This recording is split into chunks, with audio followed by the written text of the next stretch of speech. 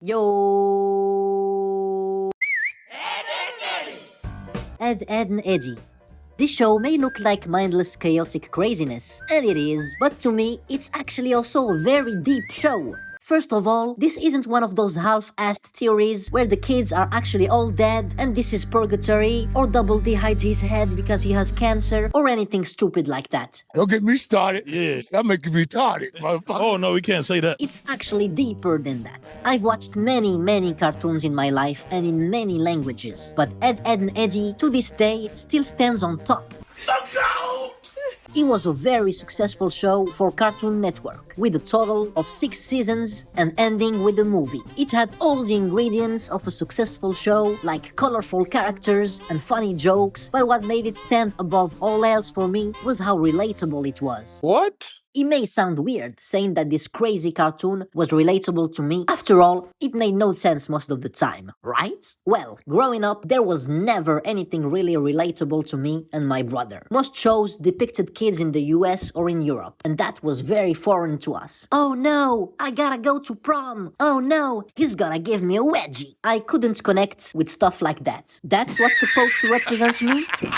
We had a more wild childhood. We loved going outside, jumping from roof to roof, causing trouble, inventing new games. We were always up to no good and having fun. That's what being a kid is to me. This magical moment where you have no responsibilities and you're just hanging out with your friends. By far, the only show that captured this feeling of being a kid was Ed, Ed, and Eddy. Other cartoons that featured groups of kids often felt off. Either they were too smart for their age or had too much wisdom, or the contrary, they were one-dimensional. That's because these characters were written from an adult's perspective, attempting to recall what it was to be a child.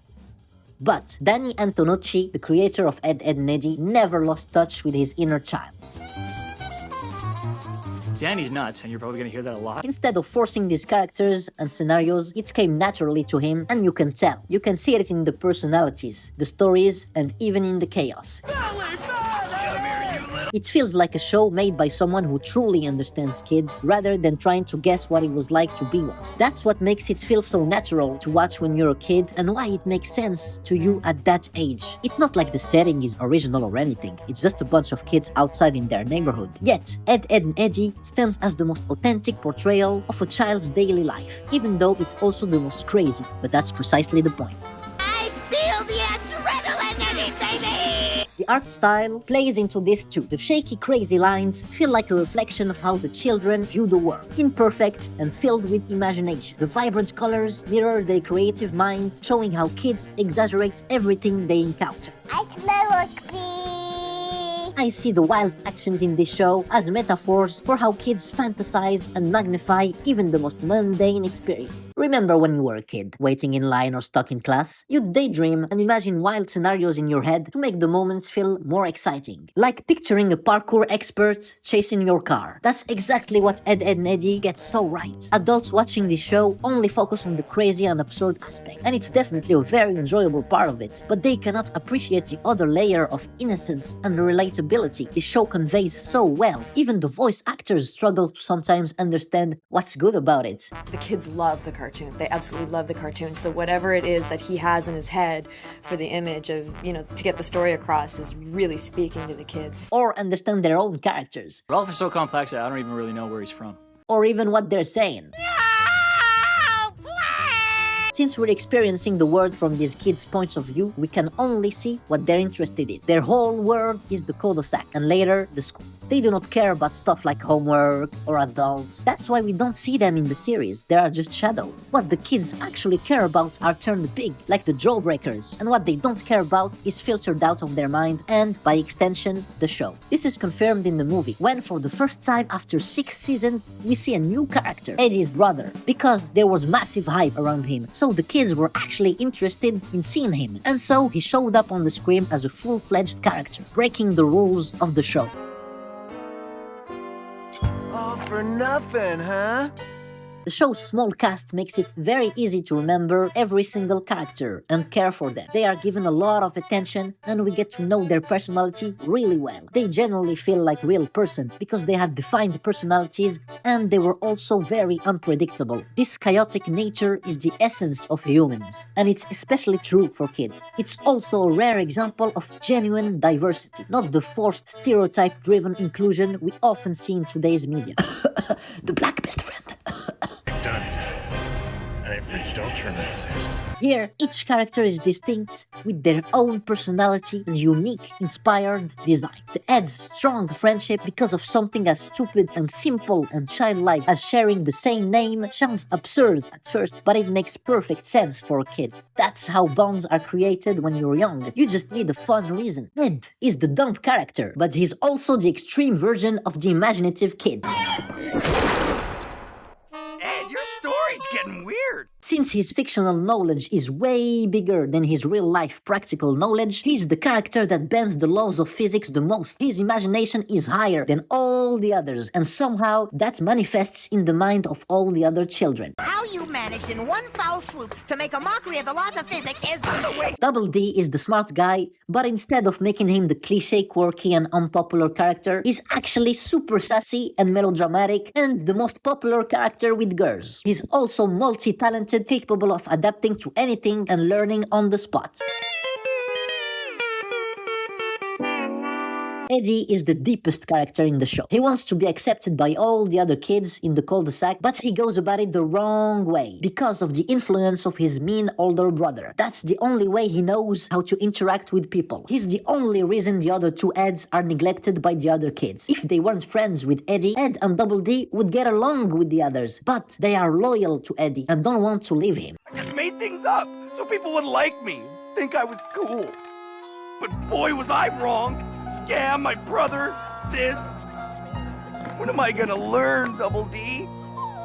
Contrary to belief, Kevin is not a bully. He's actually very tolerant. His best friend is Rolf, a crazy Eastern European dude. He has nothing in common with him. He's very protective of his friends and is always inviting them to his house to hang out, even if he finds some of them annoying. Honestly, he's a cool dude. He's just portrayed as a villain from Eddy's perspective. He can't accept Eddy's bullshit, and he's kinda right, you know. This guy is always trying to scam him. You must be new, dude. The name's Kevin. Johnny is the lonely kid who acts all happy but is sad inside, so he invented a friend from a piece of wood. He might legit have brain problems. And the brain damage. And the brain damage. And the brain damage. But he's accepted by everyone. You even start to think that Plank is alive at some point. Jimmy is this very feminine character who's probably gay, but he doesn't make it his personality unlike 99% of today's show. I'm gay. Other aspects of his characters take priority, like his street smarts and his friendship with Sarah, Ed's sister. Use it or lose it, missy. Naz is the cool girl, but they didn't make her act like she's above the others. She's very sweet, and she also has a little tomboyish attitude while also keeping with her feminine side. She's basically the perfect girl from a young boy's perspective. Hi, I'm Naz. What's your name? I forget.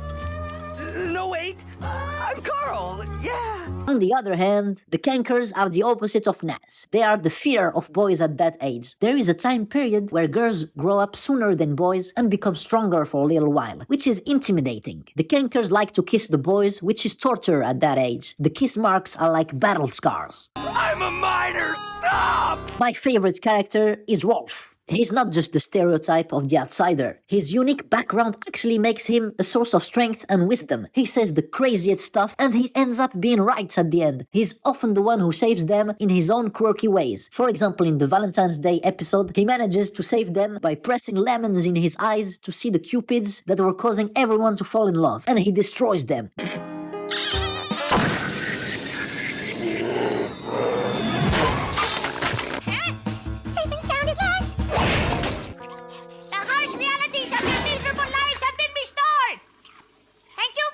This is the simplicity and the beauty of children's minds. Anything is possible from their perspective, even if they don't fully understand what they're doing. No one understands Rolf and his weird culture, but no one judges him. No one judges Johnny for having a literal piece of wood as a friend. Everyone just goes with the flow. And everyone gets involved because why not? Of course, most of these situations tend to end in violence, like they usually do with kids. And this show doesn't shy from that. Kids hit each other with extreme violence every episode. They mock each other, even their best friends. They scam. They're egotistic. It's children cruelty at its finest.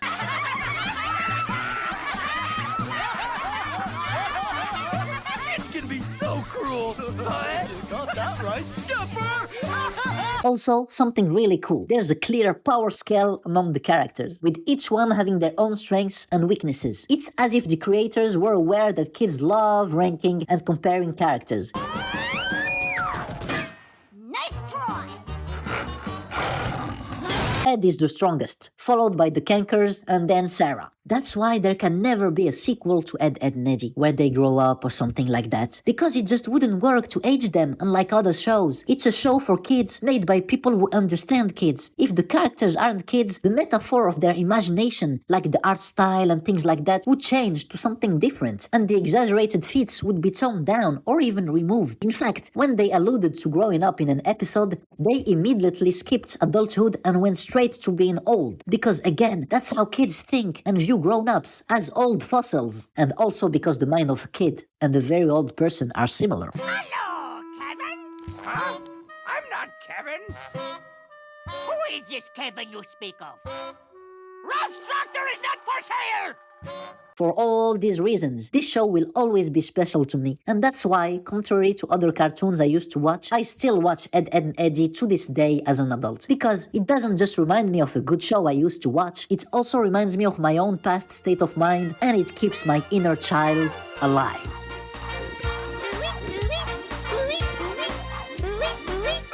Excuse me, Eddie.